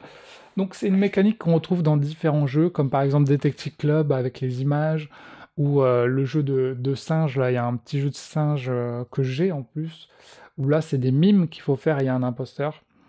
Donc, en fait, c'est pas ouf, mais c'est le genre de jeu qui marche bien en famille, donc il est noté 6. Je vais lui augmenter un peu sa note parce que même si c'est pas ouf, vous jouez à ça avec des enfants, avec les grands-parents, avec tout le monde, et tout le monde comprend, c'est rigolo, tu rigoles. On a fait plusieurs parties et tout, tout le monde a rigolé, bonne ambiance. Ce petit jeu, en gros, c'est pas terrible, mais ça met la bonne ambiance. Donc ça marche bien finalement. Donc c'est pour ça que je lui augmente sa note et je lui mettrai une lunette de bronze. Même si c'est pas ouf, ça marche quand même bien. Euh, voilà pour l'imposteur. On continue. J'ai joué à Bomb Buster. Donc dans le bar à jeu, on a joué à 3. Bomb Buster noté... Putain, c'est noté 8 quand même. Bomb Buster qui est noté 8 par les joueurs. Le jeu a cartonné, il a bien marché, il a été en rupture de stock, tout le monde en a parlé, comme d'hab. Moi, j'ai un problème avec ces jeux où tout le monde en parle, il y a trop de hype. Et puis après, j'y joue et je me dis, ouais, ok, ok, ok, tout ça pour ça. Il y a un petit côté Anabi, ouais, où en fait, tu sais pas ce que les autres ont et tu vas devoir deviner. Et Il y a un petit côté mission où tu as des missions à faire. Donc tu as 66 missions, je crois, dans la boîte, beaucoup trop. Et nous, on a fait 3-4 missions. On a passé le tuto, après on a fait 3-4 missions. C'était ok, mais bon, voilà quoi, pas besoin d'en faire tout un plat. Il y a plusieurs choses qui m'ont dérangé. Déjà, en fait, justement, tu as des porte-cartes qui portent tes mèches, en fait, puisque les autres vont devoir deviner tes mèches et toi, tu vas devoir deviner les mèches des autres. T'es tous ensemble, donc tu auras des pouvoirs pour t'aider à deviner les mèches. Il faut pas trouver la mèche rouge, la mèche orange, etc. Mais ça m'a dérangé parce que sur ce porte-carte, tu dois mettre tes mèches et les gens vont ils vont montrer en gros en posant un petit truc ta mèche. Combien de fois les trucs ont bougé et après on savait plus à quoi ça correspondait. Je me dis attends, ton truc tu l'as mis là ou tu l'as mis là? Pourquoi ne pas avoir mis des quadrillages sur les porte-cartes pour pouvoir bien voir où sont les mèches? Enfin, je sais pas, trouver un moyen qu'on voit mieux ces trucs en fait. Ça m'a choqué quand j'ai vu le porte-cartes tout noir. Et je me dis, attends, mais tu me montres ça, mais c'est lequel que tu me montres? Je trouvais ça un peu brouillon dans le matos, même si sinon les illustrations sont cool, des petits animaux, les pouvoirs sont bien pensés, je trouve, et assez rigolo, donc il y a un petit côté rigolo comme ça. Il y avait un autre truc qui m'avait dérangé, je sais plus c'était quoi. Ah ouais, déjà le fait, là on avait joué à 3. À 3, bah, il y en a un qui devait jouer un personnage en plus, donc comme si on était à 4, mais on était à 3, donc c'était un peu bizarre. Le fait que ce soit un jeu coop, mais avec plein de missions, moi c'est le genre de jeu qui me dérange parce que ben je vais pas l'acheter parce que ok, nous on a joué à 3, mais est-ce qu'on va y rejouer? Et je sais très bien que c'est le genre de jeu, si j'achète, je vais jouer à chaque fois avec des personnes différentes, et du coup, j'arriverai pas à faire la campagne, puisque c'est un peu une campagne finalement. Sauf que si tu rejoues avec des gens différents, à chaque fois, tu dois recommencer du début. Donc, je sais pas, il y a ce côté-là qui me dérange. Mais par contre, si vous avez euh, une team, une équipe, ou une famille avec des enfants et tout, qui aimait bien ce jeu et que vous pouvez faire toutes les missions ensemble, là, ça peut devenir trop bien. Donc, je vais lui baisser sa note parce que je trouve qu'il a fait beaucoup de feu pour pas grand chose. Je vais lui mettre un 7,5. Le jeu est cool, surtout en fait si vous avez les bons gens autour de vous pour faire les missions. Le jeu marche bien en mode un peu guessing quoi, faut découvrir. Bon, moi je me suis fait engueuler parce qu'à cause de moi on a explosé. Mais ouais, il y a un petit côté, faut réfléchir avec tes petits trucs. À la découverte, j'ai bien aimé. Mais je me suis vraiment dit que à jouer sur le long terme, je sais pas, dites-moi si vous l'avez, combien de fois vous y avez joué et est-ce que maintenant que vous y avez joué à un nombre certain de fois, est-ce que vous le ressortez ou est-ce que vous vous dites je me suis lassé ou j'arrive plus à trouver quelqu'un pour faire l'émission? J'aimerais bien avoir ce retour-là sur ce Bomb Buster. Ça m'intéresserait de le savoir et est-ce que une fois que la hype du jeu est passée, est-ce que ça fait pas un petit flop ou est-ce que le jeu continue à monter dans la hype? Je vais lui mettre à... Bon, je vais pas lui mettre une lunette de bronze, je vais lui mettre quand même une lunette d'argent. Je pense que le jeu est bien fait, il est bien réfléchi. Maintenant, comme je vous dis, pour moi, il y a des défauts et il y a des trucs qui manquent. Ah oui, il y avait un autre truc dont je vous ai pas parlé, c'est que au début, tu dois donner les mèches aux gens, mais sans les regarder en fait. Et en fait, il y a juste un sac plastique, je crois. Du coup, les mèches, tu les vois quand tu les donnes. Donc, tu es obligé de faire un mélange un peu brouillon, machin. Pourquoi ne pas avoir mis un sac en toile noire, comme dans un Subterra 2 ou dans un Clank? Tu mets un sac en toile noire, comme ça, tu vois pas les mèches. Tu fouilles dedans, hop, tu les donnes, et puis voilà. Je pense que au niveau matos, il y a des petits trucs que j'aurais aimé voir arranger pour rendre le jeu encore meilleur. Voilà. Donc voilà pour Bomb Buster. La nuit commence à tomber, j'espère que je suis pas dans le noir, ça fait un moment que je fais le café des jeux. Ensuite, on avait For a Crown. On a joué à Fort Ocrane dans le bar à jeux. Il est noté que 7, alors que nous, on a préféré Fort Ocrane à Bombbuster. Pourquoi on a préféré Fort Ocrane à Bombbuster? Parce qu'on était entre potes.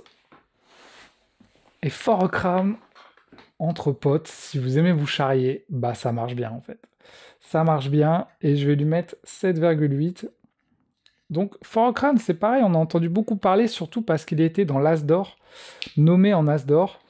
D'ailleurs, beaucoup de gens se sont dit pourquoi il a été nommé en As d'or. J'ai pas compris non plus. C'est un jeu en fait où simplement vous allez pouvoir acheter des cartes. Chacun achète ses cartes, les met dans un sleeve, on mélange dans un paquet, après on les pioche, il se passe des trucs. Et en fait, c'est des trucs d'enfoirés, du genre je te vole un diamant, je te vole une pièce, tu me voles un diamant, tu me voles une pièce, je te mets un petit renard ou je sais plus quoi, une petite fouine qui va te donner des malus. Et en fait, dans notre groupe, ça a super bien marché. On n'a pas été mauvais joueurs, du coup, tu pars du principe que tu sais que tu vas te mettre des bâtons dans les roues, donc tu rigoles avec ça. Et du coup, ça marchait bien en fait. On savait qu'on se mettait dans le bâton dans les roues. Il y a un petit côté super intéressant, c'est que tu as un coffre où tu mets tes pièces et tes diamants. Le but du jeu, bien sûr, c'est d'avoir le plus de diamants possible. Pas de pièces, les pièces ça compte pas, donc il faut vraiment avoir des diamants. Et il y a un côté intelligent, c'est qu'ils ont mis une grosse pièce de 10, je crois que c'était 10, dans ton coffre. Ce qui fait quand t'as plus beaucoup de sous et que t'es obligé de faire la monnaie, t'es obligé de sortir de ce coffre le gros truc de 10, et du coup tout le monde voit que tu commences à être en rade, à plus avoir de sous. Oh, il est en dessous de 10, aïe aïe aïe. Donc à partir de ce moment-là, tu sais qui n'a plus beaucoup de sous, et ça c'est super intelligent, le fait d'avoir mis ça, parce que du coup, les gens qui font de la monnaie, ils sont obligés de sortir cette grosse pièce de 10 là, et du coup, tu peux savoir qui n'a plus beaucoup de sous. Et comme tu sais qui n'a plus beaucoup de sous, tu sais qui du coup a plus de sous, et du coup, tu sais qui il faut pourrir. Et finalement, bien sûr, tu peux t'acharner sur les gens que t'aimes pas ou qui tu veux, mais en général, tu vas essayer de mettre des malus à ceux qui sont en train de gagner en fait. Donc, ce système permet d'attaquer les gens qui sont en train de gagner, et du coup, là on était trois, donc on se mettait un peu dans les pattes et tout, et quand quelqu'un se prenait deux trucs à la suite, il était là, bah bon, enfoiré et tout, on a trop rigolé en vrai, entre potes dans un bar en buvant des coups et tout, c'était trop marrant. On a passé un bon moment, donc j'ai beaucoup apprécié ma partie de Fort Ocrane. C'est pour ça que j'ai augmenté sa note, le jeu marche super bien, et surtout il est pas long. Tu vois presque pas le temps passer, tu joues, tu fais tes pièces, tu fais chier les autres, et au bout d'un moment tu fais «Ah, c'est déjà fini? Ah, j'aurais bien aimé que ça continue». Et tu te dis en même temps, si ça avait continué, peut-être qu'au bout d'un moment ça aurait pu déraper en mode «Mais arrête, t'arrêtes de me faire chier et tout». Alors que là, le fait que ce soit rapide, t'as pas le temps d'en vouloir aux autres finalement, c'est le jeu, t'as un peu emmerdé les autres, et je crois qu'ils ont fait exprès que ça coupe, et que ça aille pas trop loin, pour pas que t'aies ce côté, t'es dégoûté, quoi. Ok, t'es un peu dégoûté, mais ça va, en fait. Donc, Fort Ocrane, autant Buster, je me suis dit, je l'achèterai pas, autant Fort Ocrane, je l'ai pas acheté, mais peut-être, si un jour je le vois en promo, pourquoi pas, parce que ça a bien marché, le matos est plutôt cool, c'est bien pensé, j'aurais jamais pensé à un jeu comme ça, finalement. Des fois, il y a des jeux, je me dis, bah, on a déjà vu ça quelque part, ou ouais, ok, c'est pas nouveau et tout. For a Crown, je me suis dit, ouais, ouais, c'est bien pensé quand même. J'ai pas eu l'impression d'avoir déjà joué à ça avant. Et donc voilà, c'est pour ça. Donc, est-ce qu'il méritait d'être nommé à l'As d'or? Parmi tous les jeux qui existent, je suis pas sûr. Mais pour ma part, c'était une bonne découverte. Et il pourrait même peut-être rejoindre la ludothèque, un de ces quatre, si je le vois en promo, pourquoi pas. Donc voilà pour For a Crown. On continue et on a joué à Cocoon dans le bar à jeux qui est noté 7,3. Donc Cocoon, c'est un jeu de mémoire en fait. C'est un jeu de mémoire. En fait, la personne, parce qu'on jouait dans un bar à jeux où la personne nous a amené des jeux, elle nous a amené la boîte de Cocoon. J'ai dit, ah, j'aimerais bien jouer à ça, la boîte est assez jolie. Effectivement, elle était assez jolie, tout un peu brillante. Et en fait, c'était un jeu de mémoire, donc j'ai vraiment eu la sensation d'un memory amélioré. En fait, en fonction où tu es placé, enfin, chacun va poser un truc pour déplacer les petits cubes dans la boîte. Donc tu joues dans la boîte avec des cubes. Et en déplaçant les petites boîtes les petites boîtes dans la boîte, tu vas voir des animaux qui sont en dessous, grosso modo, en dessous de la boîte, quoi. Mais comme les cubes se déplacent en mode un peu labyrinthe, ils vont être recouverts des fois ces animaux et tu des animaux qui sont sur le côté des boîtes. Donc en fonction de là où tu es placé, si moi je suis placé là, je verrai cet animal-là. Celui qui est placé là, il verra d'autres animaux, etc. Donc en fait, c'est un jeu de mémoire en fonction de tes placés, c'est coopératif. Il faut retrouver où sont placés les animaux, faut les retenir, et après, il faut les remettre dans la boîte, ou grosso modo, un truc comme ça. Donc, c'est pas con, ça change du memory, mais moi, dans mon sentiment, dans mon plaisir de jeu, j'ai ressenti ça comme un memory. Tu sais, quand tu joues à un memory, là, t'as tes cartes au milieu, t'en retournes deux, tu mémorises, tu dois en trouver deux autres, hop. J'ai vraiment ressenti ça de la même manière. Donc, j'ai plus l'impression que c'est un jeu qui s'adresse aux enfants ou peut-être aux personnes âgées qui veulent faire travailler leur mémoire. On a perdu de... En fait, nous, on a perdu, on s'est juste trompé une fois d'animal, mais le reste, on avait eu bon.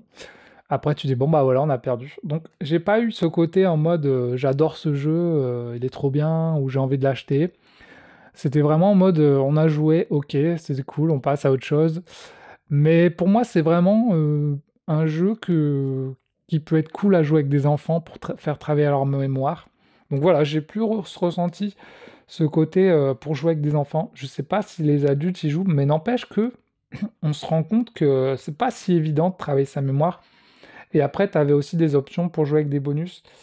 Euh, ouais, je vais lui laisser sa note. Le jeu est pas mauvais, il est intéressant. Si vous avez des enfants, que vous avez envie de leur faire travailler leur mémoire, pourquoi pas, c'est plutôt cool ce truc de déplacer les trucs. Après, en jeu de mémoire, il y a des jeux que j'aime un peu plus. Il y a Trio, il y a Foxy que j'aime bien avec les petits renards et les animaux à retenir. Mais voilà, je sais que je l'achèterai pas. Je vais lui mettre une lunette de bronze pour Cocoon. J'étais content d'y avoir joué. Mais bon, je l'achèterai pas. Voilà pour Cocoon, dites-moi ce que vous en avez pensé. Voilà à peu près pour tous les jeux joueurs multijoueurs. Il y a aussi quelques jeux joués sur BGA. J'ai pu jouer à Hit, le jeu de course avec CBC Cartes qui m'a fait découvrir pour pouvoir faire un tournoi sur BGA. Bah voilà, j'ai envie de le tester en vrai, Hit. J'aimerais beaucoup l'essayer maintenant que j'ai découvert comment ça se joue. Euh, j'ai trouvé ça cool, j'ai bien aimé. Il y a quelques trucs, je suis pas sûr d'avoir totalement tout saisi. Je sais qu'il faut pas aller trop vite dans les virages et tout, mais des fois, ta voiture qui brûle et du coup, tu as des hits dans ton deck qui viennent se mettre et te faire chier et tout. Bon, ok. En tout cas, j'ai envie d'y jouer en vrai pour voir ce que ça donne avec des gens. J'ai pu jouer à Can't Stop parce qu'il y avait un tournoi aussi, Philibert. C'est un petit jeu où tu dois lancer des dés. Selon tes dés, tu peux avancer tes petites boules pour arriver tout en haut. Si tu arrives à monter trois trucs tout en haut, tu as gagné. Donc c'est vraiment un jeu de stop ou encore. Tu lances les dés, tu lances les dés, tu lances les dés. Tu dois t'arrêter au bon moment. Tu sais pas en fait. Le fait de jouer sur BGA, c'est cool. Ça calcule automatiquement les dés. Parce qu'à chaque fois, tu as tes dés que tu calcules, tu as plusieurs options. Si tu dois calculer en vrai, il faut vraiment quelqu'un qui calcule bien, je pense. Là, le fait de jouer sur BGA, je pense pas que je jouerai en vrai. Sur BGA, ça m'a suffi, j'ai trouvé ça cool, ok. Maintenant que j'ai fait le tournoi, je pense que j'y jouerai plus. Mais ouais, voilà. Noté 6,9 par les joueurs et Hit, il est noté 8. Ensuite, j'ai joué à Mindbug Battlefree. Je vais quand même vous mettre une petite note pour Mindbug Battlefree parce que j'adore Mindbug. 8,4 par les joueurs, Mindbug Battlefree. C'est la nouvelle extension de Mindbug. Je l'ai pas l'extension d'avant, Evolution, etc. Je l'avais kickstarté. J'avais eu un bonus Panda qui finalement est sorti en boutique, donc je me suis dit pourquoi l'avoir kickstarté. Bon, ok, ça a permis de soutenir le créateur parce que j'aime bien Mindbug, donc c'est cool.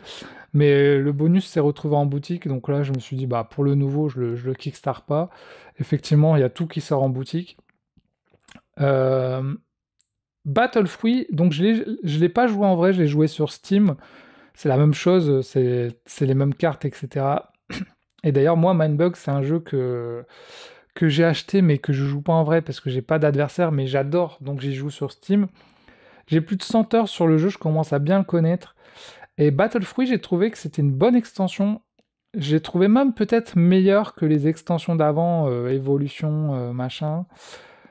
Parce qu'en fait, ça ajoute une mécanique, notamment. Il y a la mécanique rapide qui correspond un peu à la charge dans Hearthstone, où dès que tu passes un bonhomme, il peut attaquer.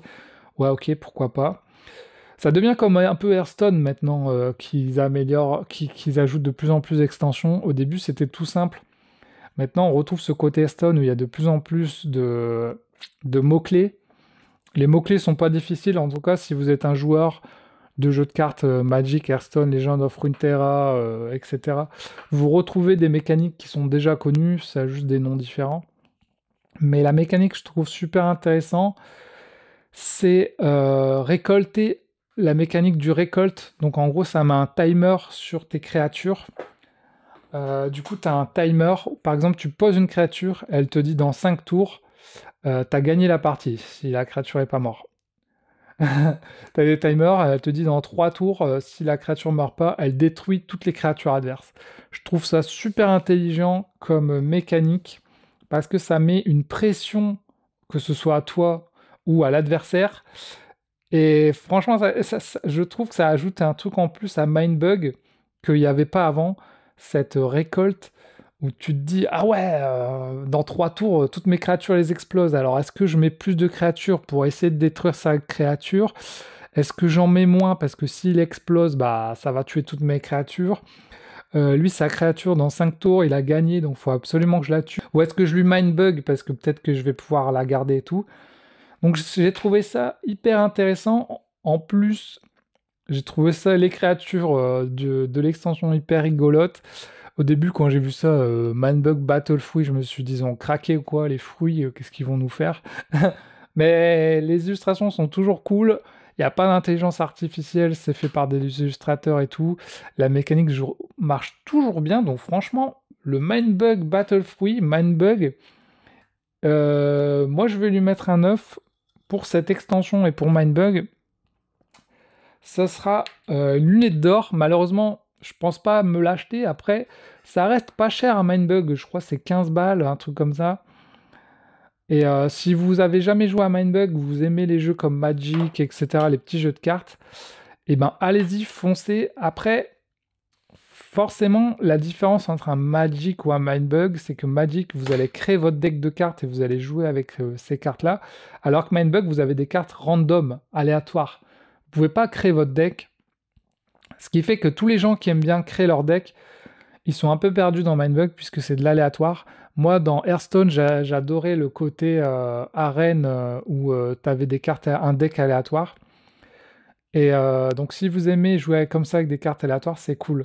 Le fait d'avoir des cartes aléatoires, ça permet justement de ne pas avoir de méta, en gros, parce que dans les jeux où tu composes ton deck, souvent tu as une méta qui se fait avec les meilleures cartes, et quand tu joues en ligne, dans des jeux comme ça, tu te retrouves toujours contre les mêmes decks, en fait, tout le monde a les mêmes decks parce qu'ils prennent les cartes les plus puissantes.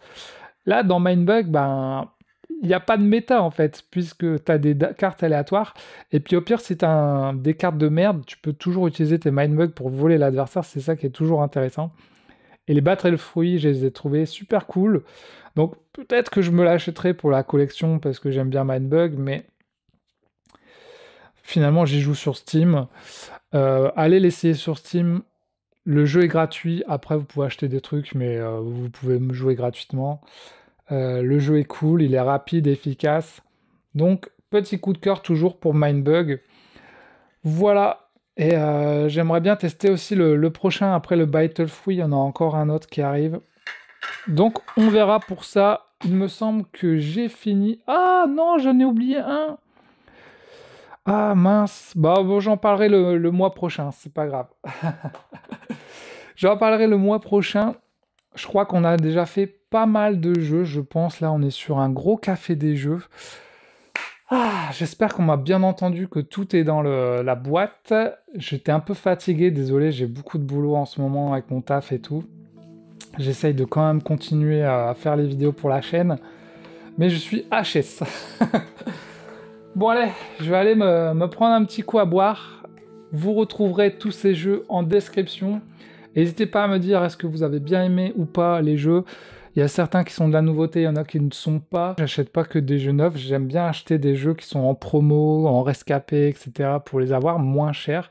Je découvre les jeux dans plein de styles, donc j'espère que vous aussi, vous continuez à découvrir les jeux et à prendre du plaisir. On se retrouve dans de prochaines vidéos. Allez, bisous tout le monde. Tchuss.